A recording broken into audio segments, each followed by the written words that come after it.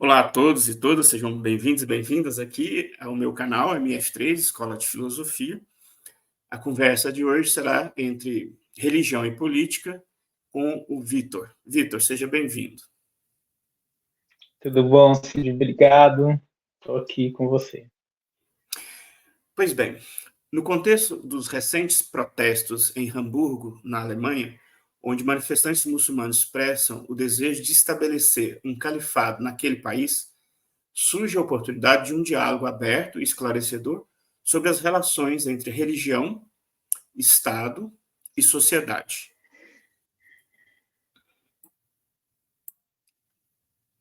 Tal como o estudioso da ciência das religiões, Peter Berger, apontou, a religião continua a desempenhar um papel significativo na vida pública, mesmo em sociedades secularizadas. Esta entrevista busca, portanto, compreender a perspectiva de um adepto do Islã que vive na Alemanha sobre temas complexos como o conceito de califado, a separação entre religião e Estado, o pluralismo religioso e a integração dos muçulmanos na sociedade alemã.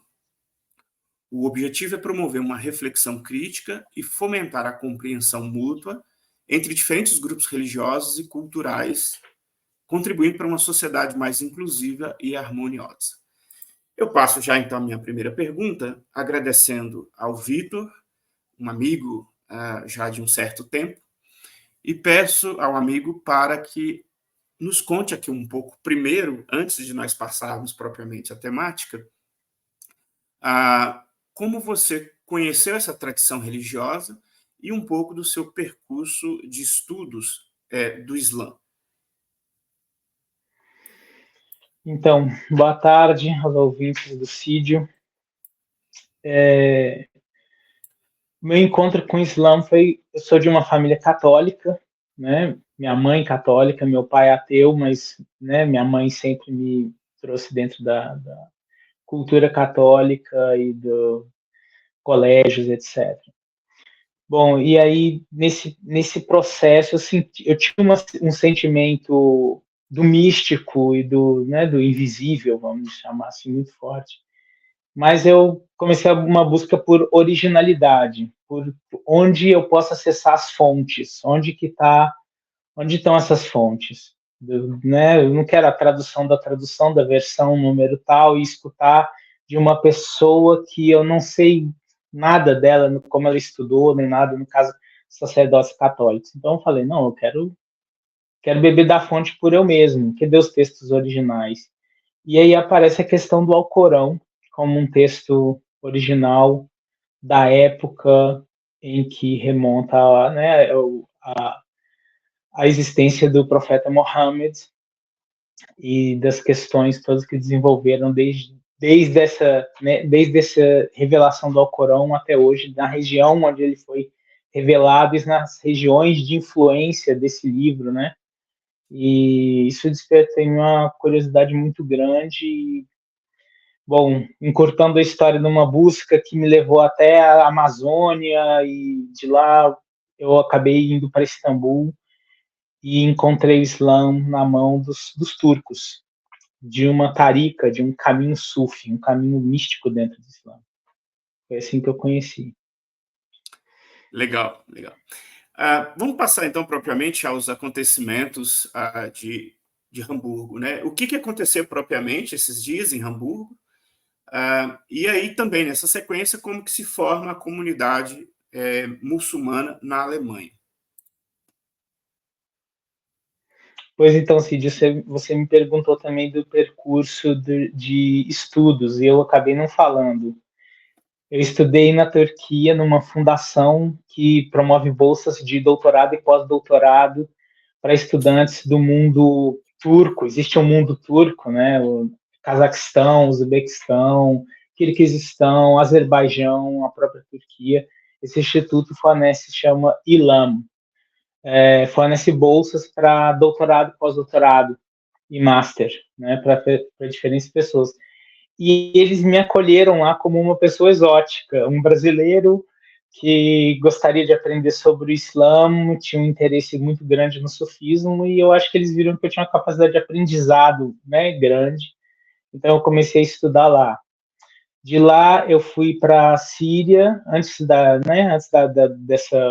desse absurdo que está acontecendo lá, tem mais de 10 anos, e permaneci na Síria 2 anos e meio, e aí eu pude estudar, aprender a língua árabe, aprender a ler o Corão na fonte, e estudar com grandes nomes, né? Já falecidos, inclusive, que ela tem misericórdia deles, como Sheikh Ramazan el-Bouti.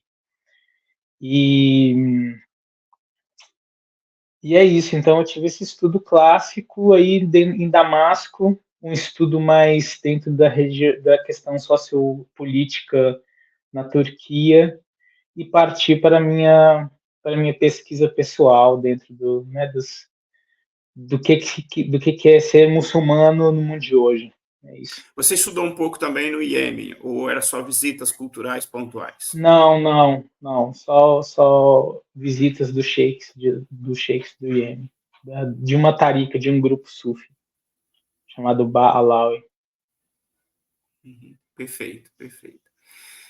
Aqui, obviamente, eu estou resumindo muita conversa, eu conheço um pouco do percurso do amigo, mas para fins da nossa entrevista didática, eu não vou dar muita corda, então por isso que eu acabei nem Não, tudo perguntando um bem. pouco mais. Mas sempre que você quiser retomar, fique sempre à vontade.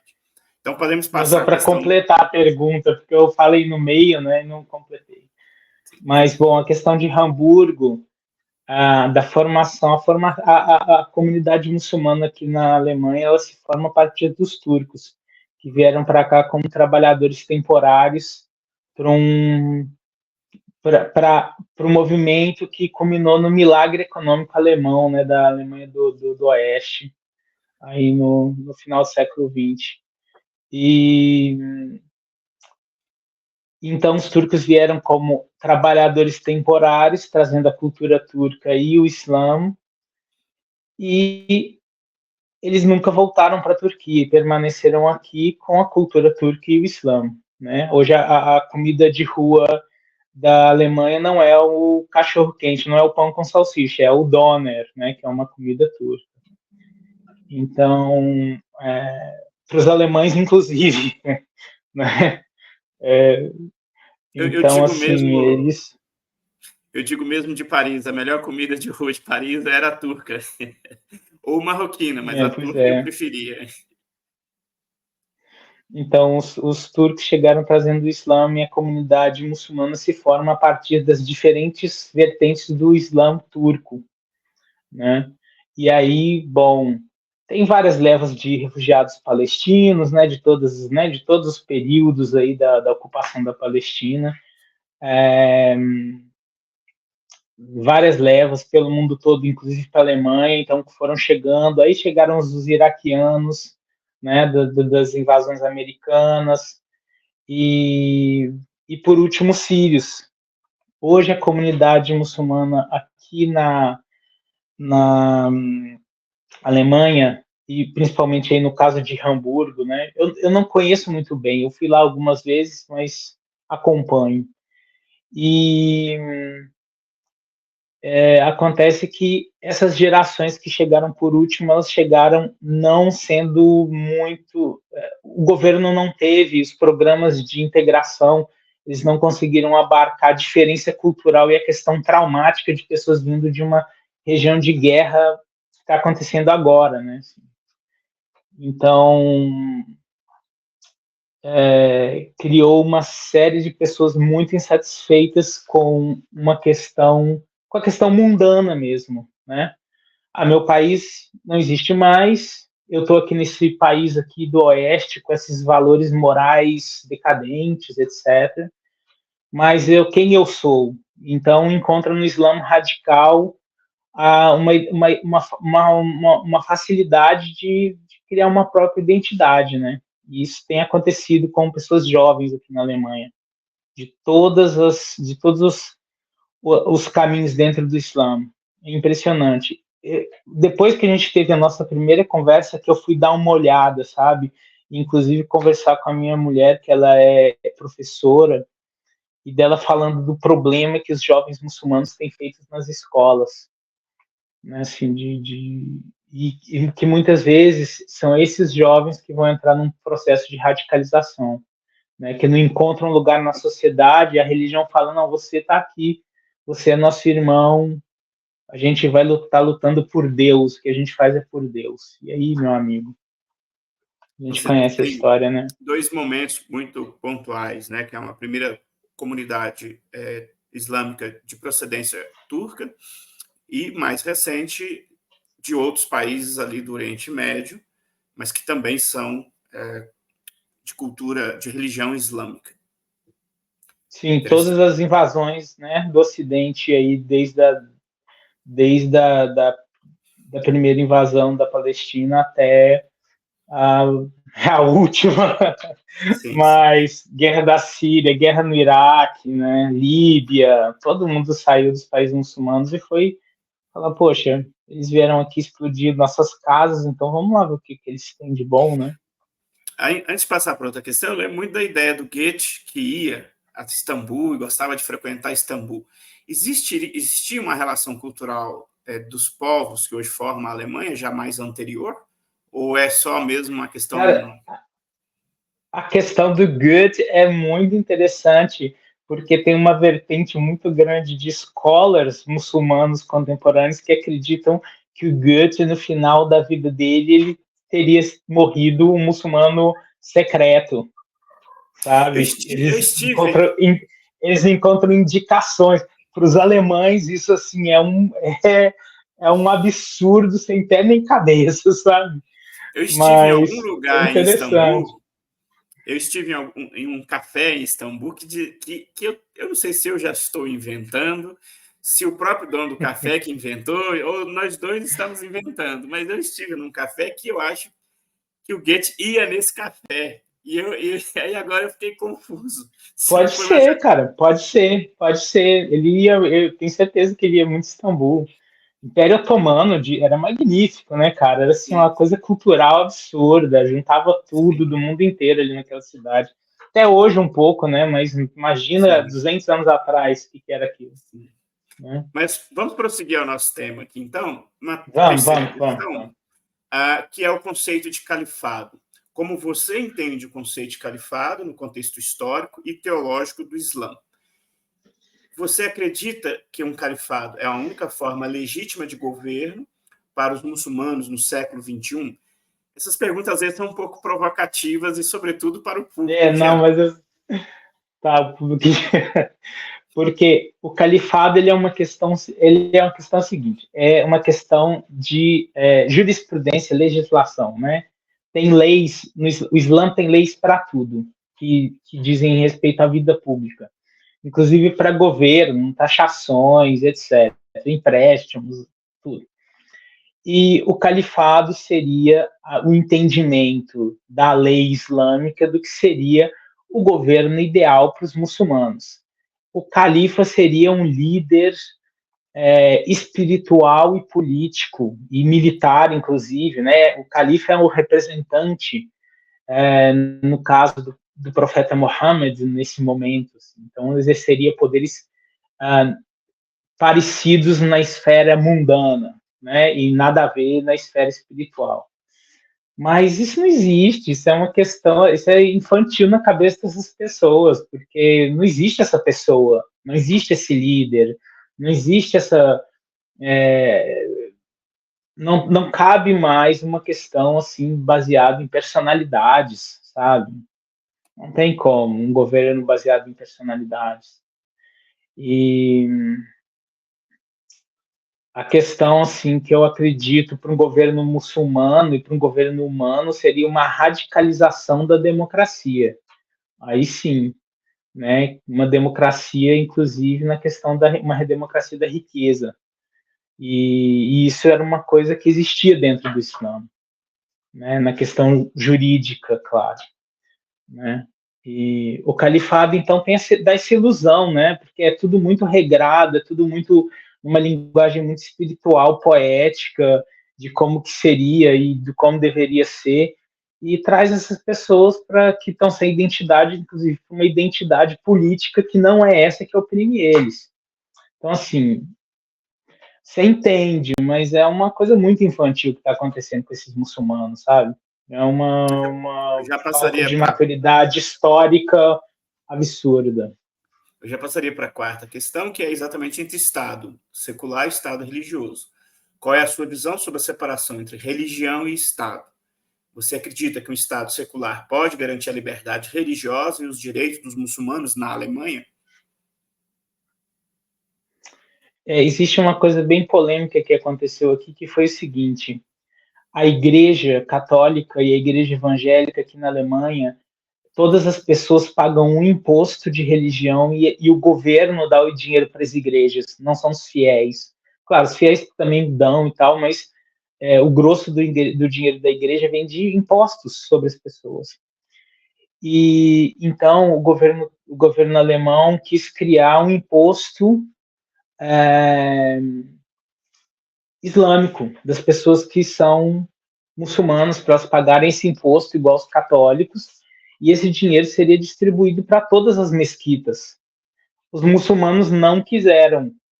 Eu achei isso um absurdo, sabe? Era uma questão assim de essa seria a jogada de integração que ia finalmente juntar a sociedade. Não, eles querem ficar separados. Porque a questão sempre foi quase uma colonização ao contrário, sabe? Uma recolonização.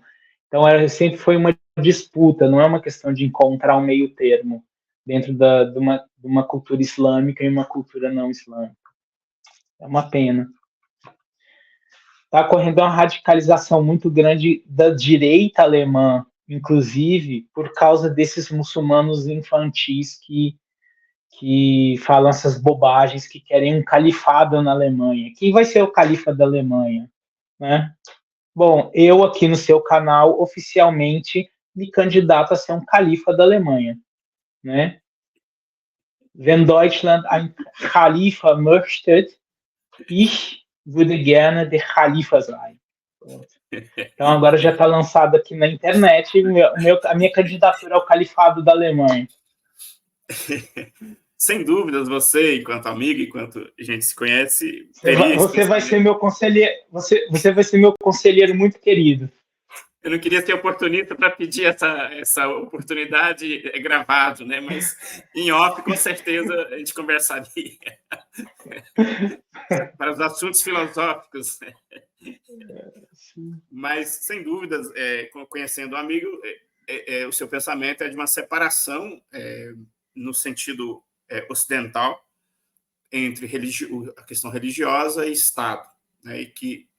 E esta experiência você também conhece no mundo islâmico, experiências desse tipo. A Turquia seria algo assim, nesse sentido, de um Estado que é separado, mas que culturalmente ele é majoritariamente islâmico? A Turquia seria uma coisa assim. A Turquia atualmente é um pouco estranha. Né? O governo turco, ele tem uma coisa de getulismo muito grande, mas aí usa religião, sabe? A ideia não é mais a ideia é de um nacionalismo turco muito forte, mas uma conexão entre ser turco e ser muçulmano. Mas aí o governo usa isso contra o povo, né? Então, assim, essa eu não experiência gosto do governo da Turquia atualmente. Eu acho super canastrão. Quando a gente pensa em islamismo e governo, aqui no Ocidente temos uma tendência muito reduzida de perceber algumas coisas do Oriente Médio. Eu vou um pouco para outras margens. Como que seria o governo do Paquistão, que é culturalmente, majoritariamente islâmico, em termos religiosos, ou mesmo a Indonésia? É islâmico. O Paquistão, inclusive, ele foi criado por causa da religião, né, para dividir a Índia entre muçulmanos e hindus. O Estado paquistanês e lá é um parlamentarismo, né? Lá é um parlamentarismo, desde o começo sempre foi, mas assim nunca funcionou. É impressionante. Mas há Então, há uma assim, separação. mais ou muito tênue, muito tênue. Ainda existem regiões do Paquistão, principalmente no norte, nas regiões montanhosas, onde existe, né, os juízes muçulmanos e que são eles que dão a lei no lugar e pronto, né? E aí aparecem coisas muito absurdas Isso não e acontece na Turquia, apesar da gente perceber uma questão é, de governo atualmente, fazer um uso específico do é, fenômeno religioso, a Turquia é um uhum. Estado que é separado, né? Tem um sistema judiciário Separado, independente. separado. Sim, sim, sim, claro, claro. Eu passaria uma próxima questão, que é o pluralismo religioso. A Alemanha é um país com uma crescente diversidade religiosa. Como você vê a coexistência do Islã com outras religiões e visões de mundo dentro de um mesmo Estado, no caso, o Estado Federal da Alemanha. Uhum. Bom, eu estou na região católica da Alemanha, né? Você sente isso com as pessoas. E até 20 anos atrás, um casal de um católico e um protestante aqui era motivo de escândalo, assim, às vezes de briga dentro da família, né? Eu sei de histórias. E, e assim, foi forçado uma diversidade aqui. Ela não aconteceu como um movimento, ela não aconteceu como um movimento espontâneo, foi mais uma questão de uma necessidade para diminuir a tensão social, mas a tensão ainda existe, sabe? Existe uma tensão cada vez maior por causa dessa tensão religiosa, existe uma tensão cada vez maior na questão social também. Está gerando isso aos poucos. Eu pessoalmente acredito que é um projeto de governo, é um projeto de poder, né? Aquela coisa tão primal, né? Divide e conquista. Então, tipo, faz o povo ficar contra si mesmo, que a gente pega os que têm mais medo e controla. Então, assim, é isso que eu acho que está acontecendo na verdade.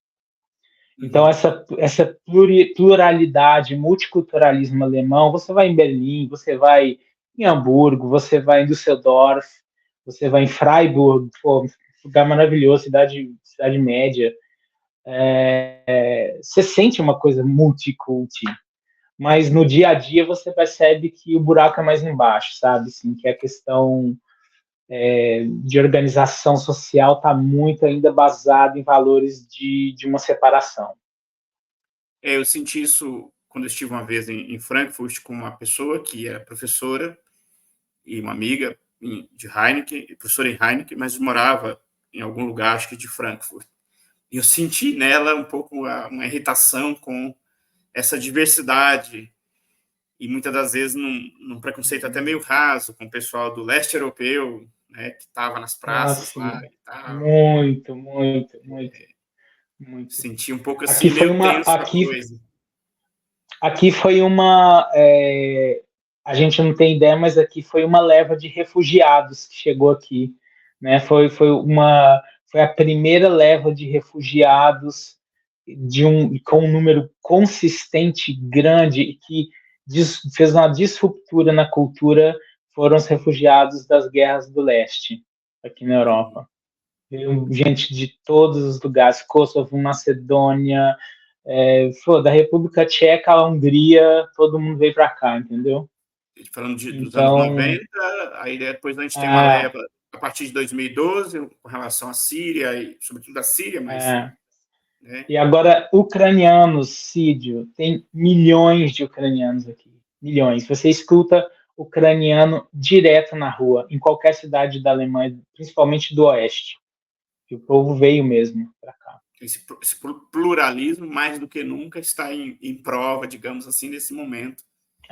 Muito, porque são pessoas que chegam de guerra também com várias histórias de nacionalismo na Ucrânia. Eu estive na Ucrânia 2 semanas em 2011 e assim tive experiências bem loucas em relação ao racismo, sabe? Quem estava me acompanhando era uma pessoa de origem russa e ele, ele falou assim, tem lugares aqui em Kiev que a gente não pode ir porque se eles escutarem meu sotaque e você sendo estrangeiro, a gente vai ter problemas, sabe? Em 2011. Então, assim, chegaram aqui com... Bom, não sei, é o que eu estou te falando. Eu acho que existe um projeto para desestabilizar tudo e as questões do poder se assentarem. Passando à próxima questão, a sexta questão, que é de integração versus assimilação. Como você percebe o equilíbrio entre a integração na sociedade alemã e a preservação da identidade e dos valores islâmicos? Falar de identidade e valores islâmicos é muito difícil, porque a identidade islâmica, principalmente aqui na Europa, ela tem muito uma relação direta e uma conexão com qual que é a sua raiz étnica dentro do Islã. E aí, ou se tem muitos convertidos aqui na Alemanha, e essas pessoas aí, elas têm uma relação com aquela linhagem dentro da qual eles se converteram. O Islã marroquino, o Islã senegalês, o Islã sírio, o Islã turco, né? O Islã do crescente lá do Saudi, Catar, Dubai, etc., né? Iêmen. O Islã sunita radical, mais wahhabita. Ixi, é um caldeirão de culturas que muitas vezes estão umas contra as outras também, sabe? Então, dentro do próprio islamismo tem essa questão. As pessoas tentam passar uma questão de unidade, mas essa unidade, ela é... eu não presencio ela. Você tinha dito nas nossas conversas prévias que o turco ele já estava num processo de assimilação cultural, ainda que ele preservava a sua identidade. Então, era um pouco essa a ideia que eu queria compreender. A questão da escola, por exemplo, como é que se dá essa assimilação. Ou seja, você tem dois cenários, uma cultura turca, uma cultura islâmica mais antiga, com os turcos, que tem um processo de assimilação. E eu sei, por outras fontes de informação, de uma certa também dificuldade. Assim, o nome de uma pessoa, por ser turca, tenderia a ser discriminada socialmente, mesmo ele tendo qualificações. Eu já li uma matéria do jornal Deutsche Welle que exatamente explicava esse desafio aí de integração. E aí, agora você tem uma comunidade islâmica que vem mais recente. Então, sim, a pergunta é nesse cenário, né? Como que está sendo esse processo de integração e assimilação? Deve ser tenso, pelo que a gente já vem conversando até aqui. Olha, quando eu cheguei aqui há 10 anos, eu tô andando porque eu estou procurando um carregador, porque meu telefone está com 6% de bateria. Eu não percebi isso.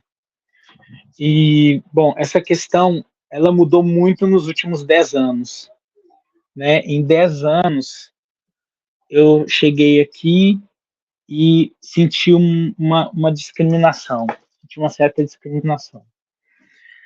Então, foi diminuindo. Os verdes chegaram ao poder, sim, né? É uma parte forte da coalizão atual. E com os verdes, tudo que é em direção à esquerda, então começou a mudar bastante, começou a um pluriculturalismo, a ser ampliadas políticas. No último período Merkel, vamos dizer assim, ela foi uma... ela, nas palavras dela, né, ela diz que ela resolveu ser uma líder cristã, né? Então, depois que ela saiu, ela falou isso. Então, assim, eu gostei desse período, de ter presenciado esse período aqui, mas os alemães não gostaram, né? Porque ficou evidente para muitas pessoas que eles não são mais o centro de interesse das forças que governam o país, né? Então, assim, começou a ficar mais difícil. E aí agora, por exemplo, a contrapartida o ministro do meio ambiente é um turco, ele é o presidente do Partido Verde. Eu não sei se. Eu acho que ele ainda é. Não sei se ele teve que sair para ser ministro. Bom, e. Mas aí o partido de extrema direita, que é o AfD, que tem assim abertamente uma história com o nazismo, cresceu muito também, né? Tem governo, tem cidades, tem um parlamento que ele governa na coalizão, partido nazista, assim, praticamente. Então, assim, né? Uma É sétima questão, uma história não fechada. uma sétima questão, a interpretação do Alcorão. Como os ensinamentos do Alcorão e da Suná devem ser interpretados e aplicados em um contexto moderno e pluralista como a Alemanha? Você acredita que há espaço para diferentes interpretações e escolas de pensamento dentro do Islã? Então, Cid, essa é uma pergunta muito interessante, porque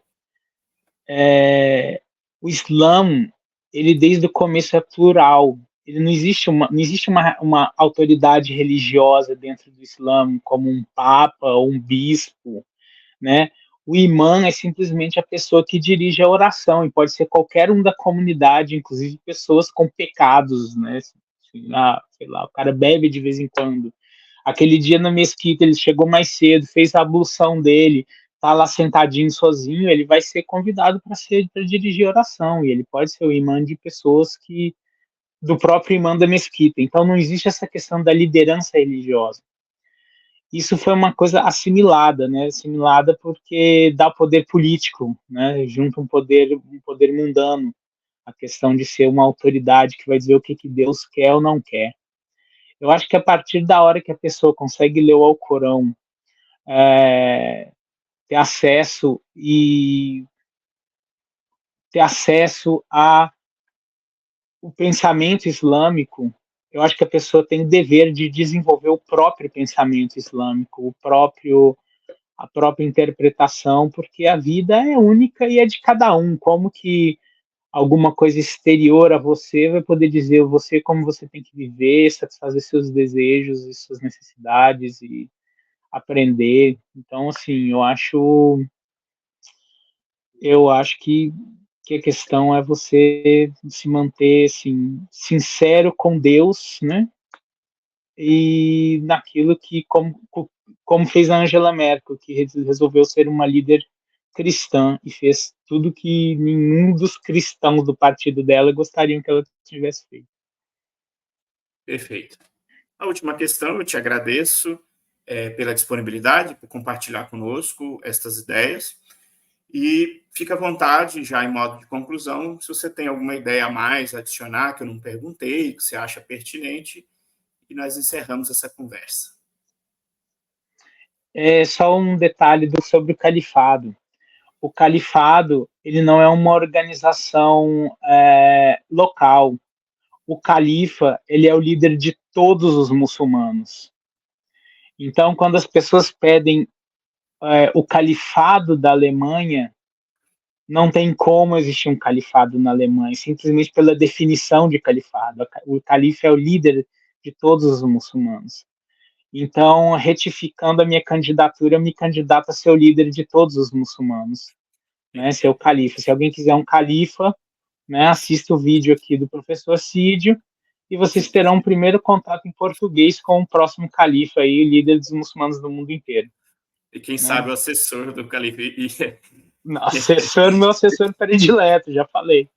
Tudo que eu decidi eu vou consultar com o Cid. Então, se chegar para vocês o convite da eleição de califa, por favor, vocês já sabem quem vai ser o seu próximo califa.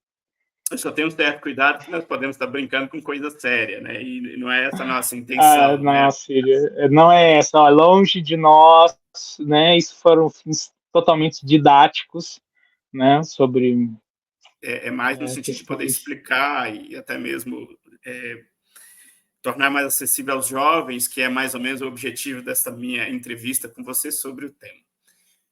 Por mim, muito Que existem agradecido. pessoas que existem.